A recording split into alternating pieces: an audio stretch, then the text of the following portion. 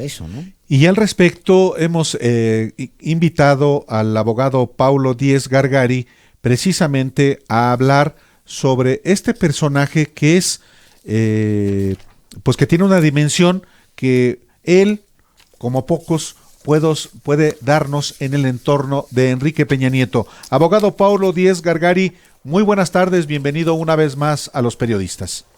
Buenas tardes, Álvaro. Buenas tardes, Alejandro. Un saludo para el auditorio.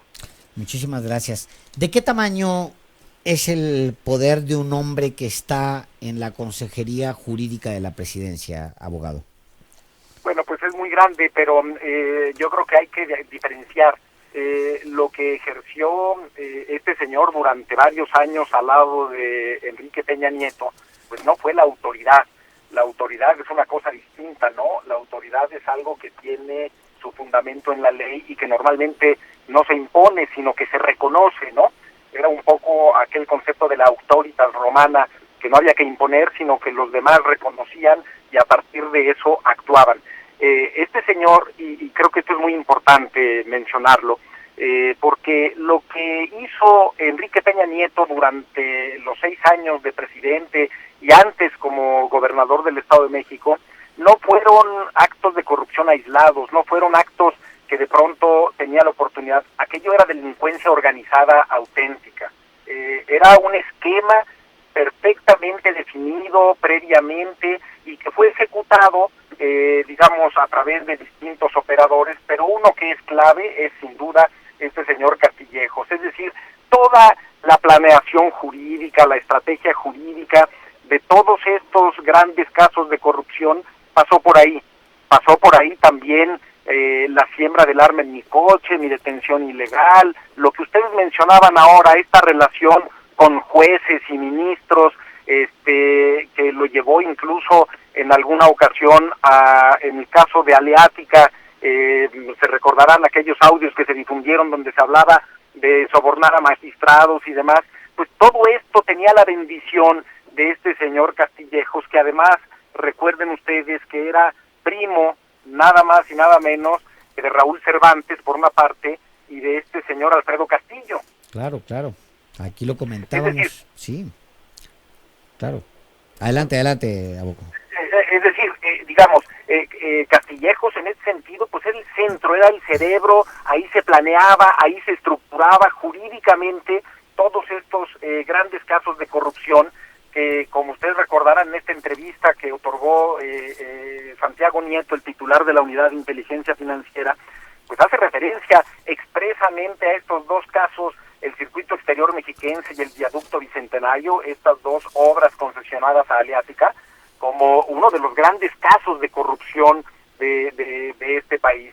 Y ahí, pues efectivamente, habrá que mirar a Castillejos, pues para empezar a entender qué es lo que pasaba, ¿no? Me parece que el enfoque que le da la Unidad de Inteligencia Financiera es correcto, porque pues hoy empieza a tener en la mira a las gentes clave. Digamos, habrá que ver, seguir la ruta del dinero, y me parece que pronto empezaremos a ver resultados, pero efectivamente, pues Humberto Castillejos no era nada más un consejero jurídico tradicional, que ejerce pues la autoridad y ejerce sus facultades.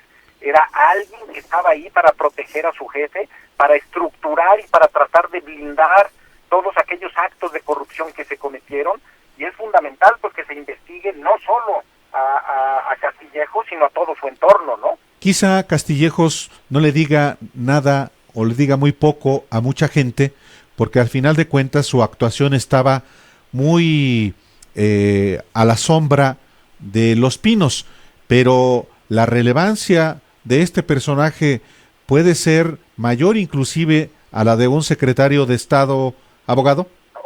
Pues me parece, bueno, sin duda, me parece además que su papel es un papel un tanto similar al de Luis Videgaray, ¿no? Este otro Sí. personaje oscuro, siempre acechando en la sombra, tratando de beneficiarse sin ser visto, pero que en el fondo, efectivamente, su importancia es mucho mayor. No es un Ruiz Esparza, un operador, digamos, un tanto más de tierra, un individuo que entendía como del 10% o el 20 o el 30, dicen algunos, No, me parece que Castillejos pues era el cerebro detrás de la estructura jurídica, algo que es fundamental en los temas de corrupción, Álvaro, que es el disfraz de una falsa legalidad del que casi siempre van recubiertos estos actos, ¿no? O sea, un cerebro de la corrupción también.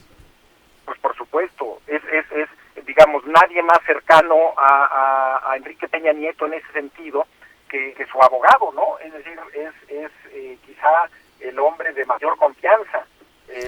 Yo te diría que junto con Videgaray, pues efectivamente, probablemente Videgaray era el que estructuraba las operaciones desde el punto de vista financiero y de negocio, pero quien al final del día tenía que darle el apoyo jurídico y tenía que diseñar estos disfraces de falsa legalidad para que más o menos pudiera esconderse las tranzas, pues era su consejero jurídico, ¿no? De eso no hay ninguna duda. Pues híjole, mano, qué buena noticia y qué mala noticia. Qué buena noticia que lo estén investigando, o sea, que ya Santiago Nieto diga formalmente en una entrevista que ya hay indicios, pues, de una red que involucra a este personaje. Y qué mal, porque pues al final, hijo, eso otro frente abierto, otro personaje más en la larga lista de personajes del peñismo que está bajo investigación por presunta corrupción. Abogado, pues sí, qué mal, Alejandro, pero sí, qué bien, porque yo recuerdo la última vez que platicamos que decías tú que ojalá que pronto el gobierno nos sirva este manjar de las investigaciones de Aleática, antes OHL, y me parece que hay algo fundamental. Sí, es una realidad dolorosa esto de tener que reconocer pues que estamos viviendo, digamos, una época, o que vivimos durante los 6 años de Peña Nieto, en la corrupción institucionalizada, pero no hay nada peor que no saber. Me parece que es un gran paso el que lo podamos saber, y de ahí que se castigue a los culpables. Y como ya lo anunció el propio titular de la Unidad de Inteligencia Financiera, o así lo escuché yo, dice que ya viene Ruiz Esparza, y hace, te digo, referencia a estos proyectos carreteros de Aleática en el Estado de México. Yo creo que es fundamental, y bueno, si de algo puede tener elementos el titular de la UIF es de esto, porque habla justamente de que esta red de extorsión y corrupción estaba infiltrada en la Unidad de Inteligencia Financiera, ¿no? Pues sí, por ejemplo, hoy abogado Paulo Díez Gargari, le formulamos, como diario lo hacemos a nuestro auditorio, una pregunta, y la pregunta de hoy se la voy a formular a usted. Ojalá que nos dé una respuesta tal como la estamos planteando. Del equipo de Enrique Peña Nieto, ¿a quién considera honesto? No me dé más de 3 nombres.